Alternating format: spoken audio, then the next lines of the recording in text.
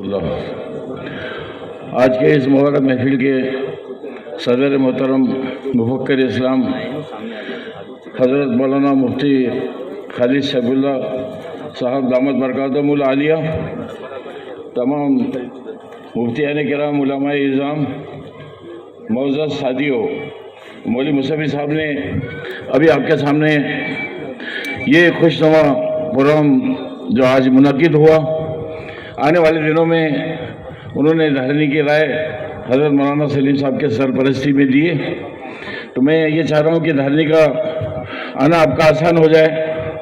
تو دھرنی کے اندر جو ترانہ پڑھا جاتا ہے صبح روز فجر کے بعد حمد کے بعد میں، تو اس کا اشعار یہ ہے، آپ کے آنے کے آسانی کے لیے، آپ کا شوق بڑھے گا۔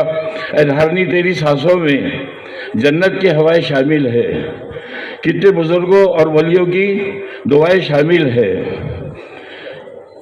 کون سے بزرگ کون سے ولی؟ حضرت نے ابھی فرمایا، بوالحسن علی ندوی سے، قاری صدیق صاحب نرو اللہ مرکزوں سے اعزاز بڑا میخانے کا۔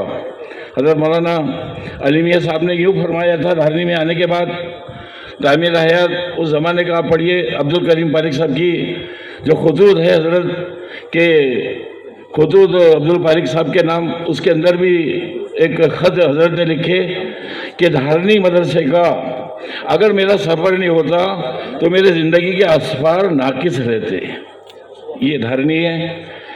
میں جو ترانہ وہاں پڑھا جاتا ہے، اکثر یہ شعر آپ لوگوں کو سنانا چاہتا ہوں جو وہاں صبح پڑھا جاتا، آپ کے صرف شوق بڑھانے کے لیے بتا رہا ہوں وہ ترانہ، اور میں وقت بھی نہیں لینا چاہتا، بس ایک منٹ یہ دو اشعار سن لیجئے۔